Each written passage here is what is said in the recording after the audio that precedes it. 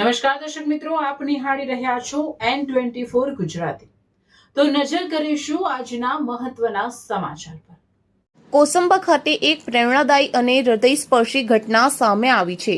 કોસંબાના નવાપરા કબ્રસ્તાન નજીક રહેતા વસીમ ઇકબાલ દિવાનની ફક્ત 8 વર્ષની દીકરીએ પોતાનો પ્રથમ રોજો રાખીને પરિવાર અને સમાજનો ગૌરવ વધાર્યું છે। નાનકડી ઉંમરે જ ઇબાદત પ્રત્યેનો તેનો જુસ્સો અને લાગણી જોઈ દરેક કોઈ પ્રશંસા કરી રહ્યા છે। રમજાન મહિનો ઇબાદત, સબર અને ખુદાની રજા મેળવવાનો મહિનો માનવામાં આવે છે। આવી નાની ઉંમરે રોજો રાખવો એ ખરેખર પ્રશંસનીય બાબત છે। પ્રથમ રોજો પૂર્ણ કર્યા બાદ આ બાળકીએ દેશમાં અમન, શાંતિ અને ભાઈચારો કાયમ રહે તે માટે ખાસ દુઆ કરી હતી। તેના આ નિર્દોષ શબ્દ અને ભાવનાએ સૌના દિલ જીતી લીધા હતા।